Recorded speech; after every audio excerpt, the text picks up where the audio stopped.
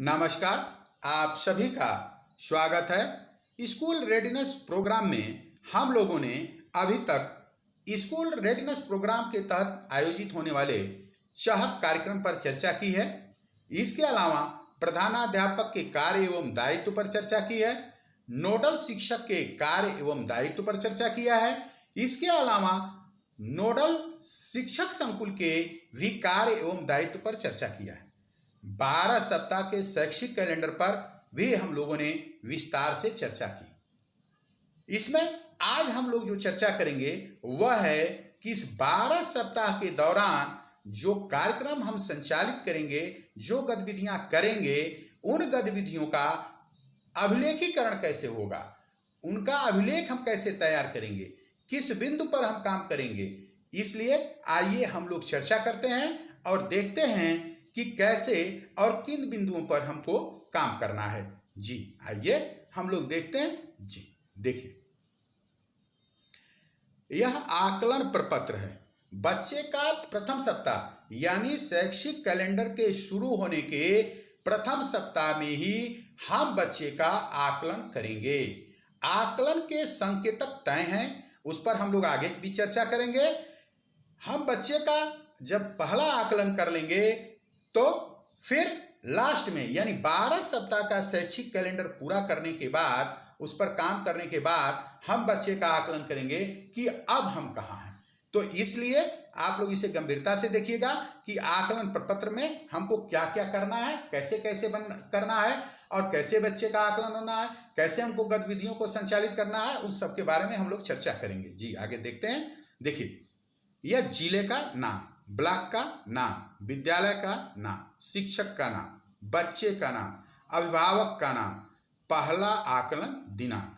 इसके बाद बच्चों का देखिए फोटो लगेगा यहाँ पर, स्कूल का U- कोड, विद्यालय और बच्चे का लिंग यानी लड़का या लड़की है, अभिभावक का फोन नंबर और दूसरा आकलन दिनांक। जब दूसरा आकलन करेंगे तब दर्ज करेंगे इसे। विद्या प्रवेश आकलन के मुख्य बिंदु क्या है, आइए देखते हैं।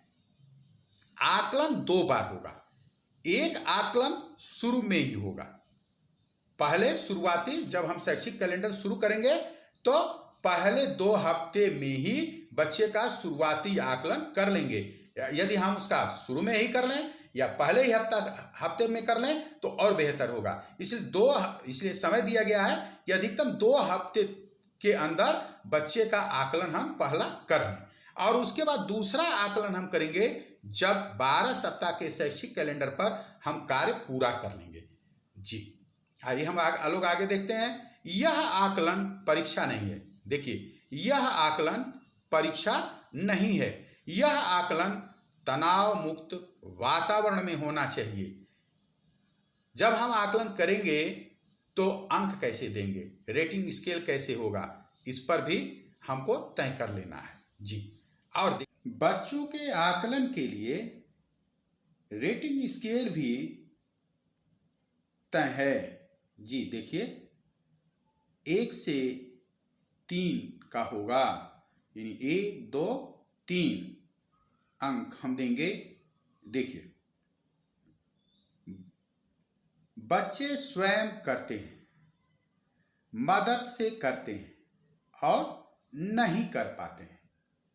जी दोनों आकलन, जो शुरुआती आकलन होगा और जो 12 सप्ताह के शैक्षिक कैलेंडर के पूरे होने के बाद दूसरा आकलन होगा, दोनों आकलनों में अधिकांश संकेतक समान होंगे ताकि बच्चों की प्रगति का पता लगाया जा सके। अगर संकेतक बदल देंगे यानी क्वेश्चन बदल देंगे तो आकलन सही नहीं हो पाएगा। इसलिए जो संकेतक तय करेंगे, जो बिंदु तय करेंगे, वह बिंदु शुरू में भी होगा यानी प्रथम आकलन में भी होगा और दूसरे आकलन में भी होगा, जिसके आधार पर हम बच्चों की प्रगति का आकलन कर सकेंगे।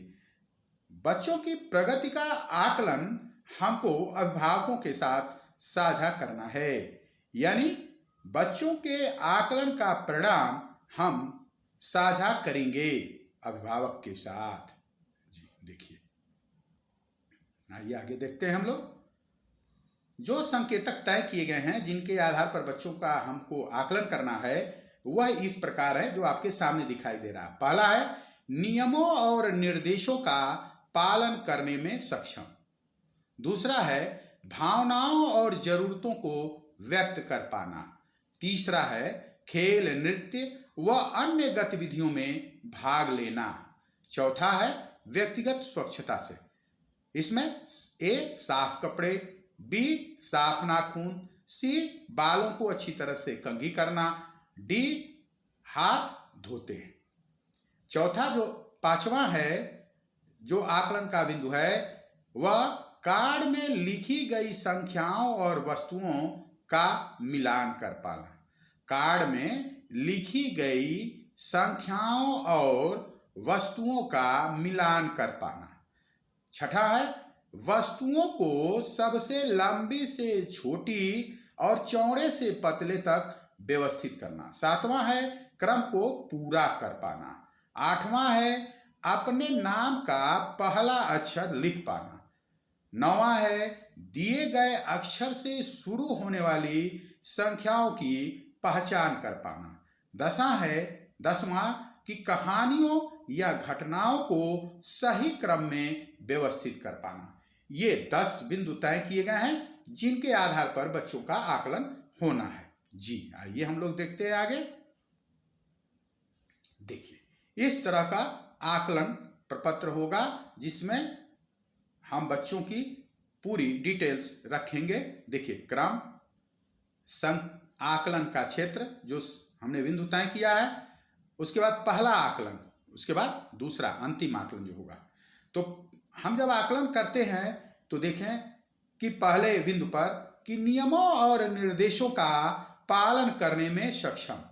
आकलन का पहला जब आकलन होगा इसमें तो क्या करेंगे, देखेंगे इसमें कि नियमों और निर्देशों का पालन करने में सक्षम, यानी वे स्वयं कर लेते हैं, वे मदद से करते हैं, नहीं कर पाते हैं। भावनाओं और जरूरतों को व्यक्त कर पाना, उनकी भावनाएं और उनकी जरूरत है उसको वो व्यक्त कर पा रहे हैं, स्वयं करते हैं, दूसरों की मदद से करते हैं या नहीं कर पाते।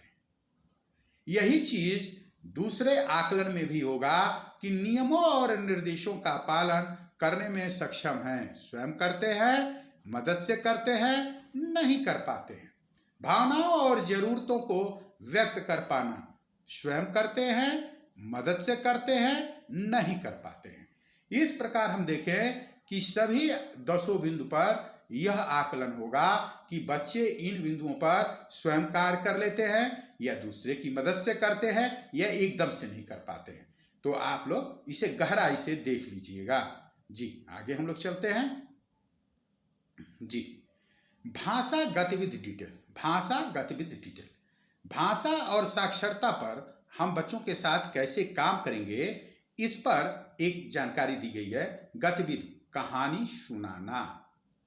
उद्देश्य कहानी सुनकर समझना और सरल चर्चा करना।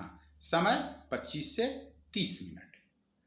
इसके लिए हमको करना क्या है कि पहले हम स्वयं कहानी का चयन करेंगे, उसे स्वयं 1 से 2 बार पढ़ लेंगे, उसको हाव भाव से प्रदर्शित करने का एक अभ्यास भी कर लेंगे कि जिससे कहानी को आप प्रदर्शित करें, प्रस्तुत करें तो निश्चित रूप से उसमें रोचकता हो, वह आकर्षित करे। तो इसलिए हमको उस पर पूर्व अभ्यास करना बहुत जरूरी है। जी आप कहानी पर चर्चा खुले और बंद छोर के प्रश्न पहले से तैयार कर लें। यानी चर्चा के लिए, कहानी पर चर्चा के लिए खुले और बंद छोर वाले प्रश्न पहले से तैयार कर लें। अब सवाल यह है कि बंद छोर वाले प्रश्न, तो बंद छोर वाले प्रश्न यह होते हैं जिनका उत्तर जो है सीमित होता है। जैसे आपका क्या नाम है, आपकी ऊंचाई क्या है, या कहानी में जो पात्र है उसका नाम क्या है, या उसका पात्र का व्यवसाय क्या है। इस तरह से बंद छोर वाले प्रश्न। और खुले छोर वाले प्रश्न, खुले छोर वाले प्रश्न जो हैं उनके उत्तर लंबे होते हैं। जैसे आप इस कहानी में इस किरदार में होते या इस पात्र की भूमिका में होते तो क्या करते। अब यहाँ क्या है कि बच्चे के जिज्ञासा, उसकी स्मृति, उसके सोचने की क्षमता का विकास हो रहा है और बच्चा वहां सोचकर समझकर अपनी बातों को रखेगा। ये खुले प्रश्न हैं। बंद छोर के प्रश्न केवल सीमित उत्तर हैं उसके। जैसे उदाहरण के लिए मैंने आपको दिया, आपका क्या नाम है, आपकी ऊंचाई क्या है, या किसी कहानी में जो पात्र है उसका नाम क्या है, या वो क्या करता है। इस तरह के छोटे प्रश्न। और वहीं जो खुले प्रश्न है कि अगर आप इस कहानी के पात्र होते तो आप क्या निर्णय लेते, आप इस कहानी के पात्र होते तो आप इस मामले में क्या सोचते। तो इस तरह से प्रश्न बच्चों के सामने रखने की जरूरत होगी। जी, गतिविधि का चरण। कक्षा में सौहार्दपूर्ण वातावरण बनाने के लिए स्थानीय कविता को हाव भाव से प्रस्तुत करें। अपनी जो आपकी कक्षा है उस कक्षा में बच्चों को गोले घेरे में बैठाएं। आप बच्चों को स्थानीय कहानी को, जो आप बच्चों के सामने कहानी प्रस्तुत कर रहे हैं, कहानी को अपने शब्दों में स्थानीय भाषा में बच्चों को सुनाएं। अपने शब्दों में स्थानीय भाषा में बच्चों को सुनाएं।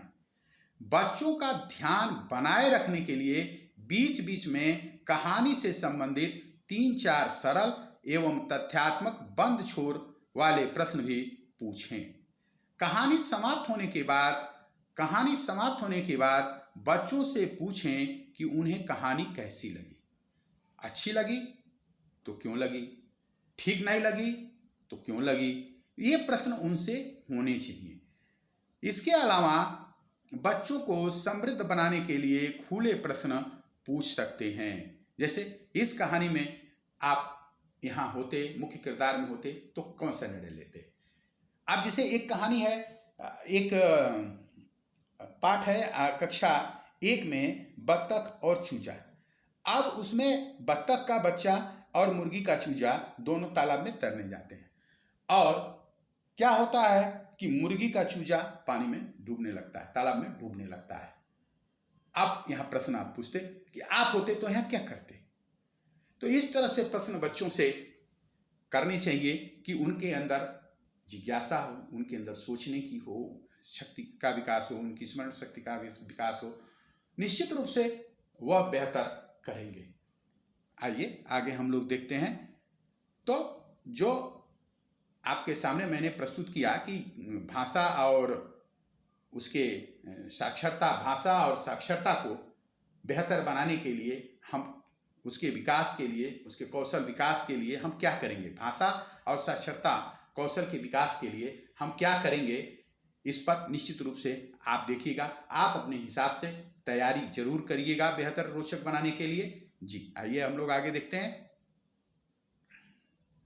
जी आइए देखिए, बच्चों के खिलखिलाते चेहरे, बच्चों के चेहरों पर मुस्कान, इसी की उम्मीद हमसे की गई है। चहक कार्यक्रम, बच्चों का चहचहाता चेहरा, खुशहाली से भरा चेहरा, स्कूल की ओर आकर्षित करने वाला हमारा कार्यक्रम निश्चित रूप से बच्चों को आकर्षित करेगा। हम बेहतर ढंग से, क्योंकि इसका उद्देश्य बहुत पवित्र है, बहुत बड़ा है, इसलिए हम सभी को इसकी तैयारी पूरी तरह से तैयारी करनी चाहिए और उसके अनुसार काम करना चाहिए। जी बहुत बहुत धन्यवाद आप सभी को। नमस्कार।